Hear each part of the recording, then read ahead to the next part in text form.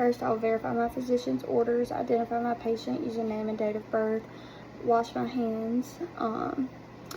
Then I will place the patient in semi-Fowler's or Fowler's position unless contraindicated. And then I would turn my suction to the correct amount. If I had available a face shield and a gown, I would put them on at this time.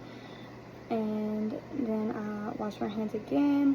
Now I will open my sterile suction kit, being sure to open it away from me.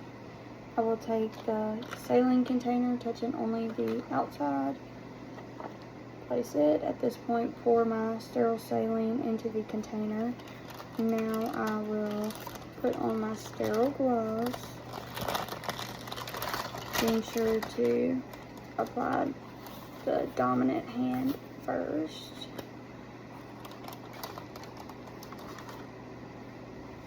And then now my non-dominant hand.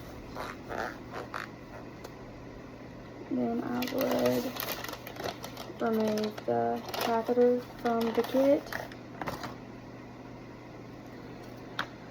Using my non-dominant hand, I would connect this to the suction device, occlude, make sure I'm getting proper suction.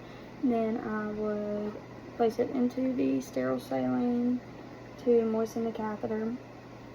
At this point, I would hyperoxygenate and then remove the oxygen device from my patient.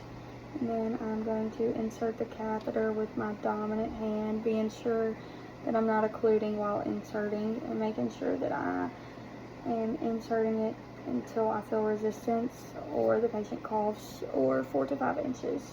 Now I'm going to begin suction and removing the catheter, making sure that I'm not doing this for longer than 10 seconds. I'm going to intermittently occlude to ensure suction. And at this point, using my non-dominant hand, I would reapply the oxygen as ordered if necessary. If the patient needed suction, again, I would flush my catheter using the sterile saline and being sure to wait 1 minute in between suctions.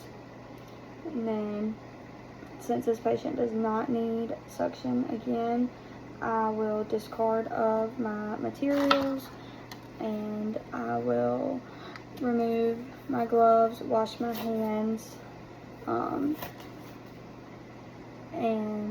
auscultate the lungs and report patient response, procedure, characteristics, etc.